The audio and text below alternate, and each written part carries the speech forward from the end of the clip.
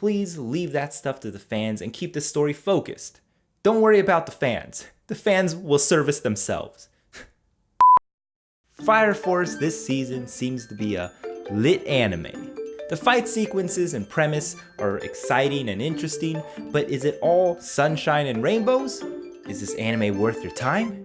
The story centers around Shinra and Company 8 of the Special Fire Force. Their job is to fight the Infernals, people who were once humans that spontaneously combusted into fire monsters. As for how those pyrokinetic abilities came to be, people don't really know, but they're divided into 3 different generations. The first gen are the Infernals who lose their humanity and their memories, but the later generations are people like the ones in the Fire Force who can manipulate fires in their own way. A religion also seems to be formed around the whole human combustion phenomena, like how they pray for the Infernals when the Fire Force takes them out. It seems like a pretty straightforward job. Infernals appear, you fight them and all that, but eventually things start getting stranger when a sinister organization is revealed to be messing with the natural order. We discover that the organization might have something to do with Shinra's tragedy when he was a child. This is a good setup for an exciting action-focused story with mystery elements, and while we're on this subject, let's start off with what I like.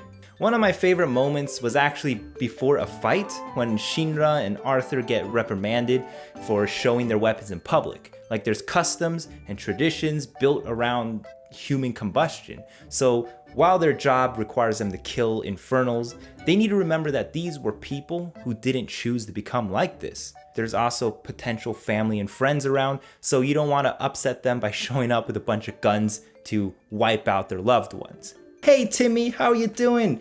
No big deal, I'm just here to cap your parents. Can you help me open the door though? My hands are kind of full. I can't wait to get some. Woo! Like, holy crap, nobody wants to see that. So they're respectful. They say a prayer and it helps the people feel a little bit better when they're, taken out. Also, the fact that there's a belief system around it kind of makes sense. People always try to find an answer to the unanswerable, and that's why there's religion to fill in the gap to explain things. The fight sequences with all their fire effects and special abilities are eye candy. And I like candy. Also, the commander of the 5th company is pretty cool, Hibana, right? She's got pink hair, so that's like an extra point for her. And she also has a sadistic One-chan persona going on for her. So what's there not to like? So what if I want somebody to just take me, mush me into the pillow, and read me a bedtime story? Doesn't everybody want that?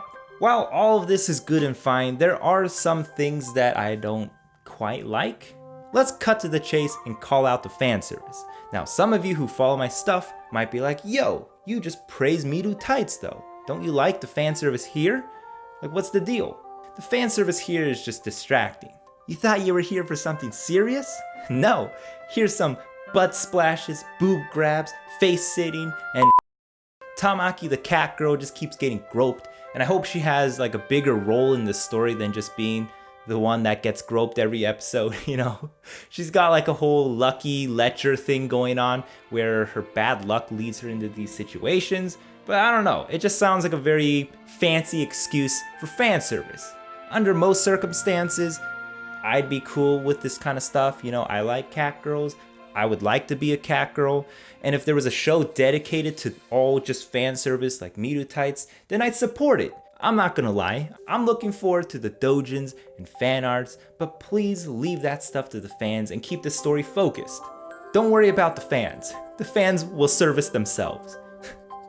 And while I do like the character designs, the characters themselves are pretty typical and average. Like the ones we got to know more about all have some sort of tragic backstory to make them easier to empathize with. Shinra's got a whole I want to be a hero thing going on, which kind of reminds me of a certain green-haired boy from another anime, but I guess that's not too important. And also the speed at which the bad guys decide to, change their minds, it's a little bit fast. Does that really happen in real life? But I guess I can't compare it to real life because they manipulate fire, so maybe they're on a different wavelength from normal humans.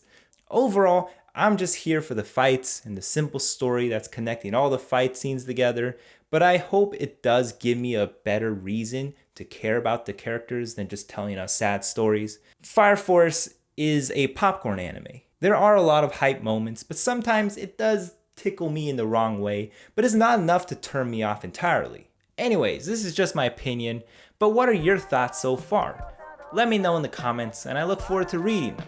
And if you like this video, hit the like and subscribe button. And as always, thank you for watching, stay safe, and I'll see you next time.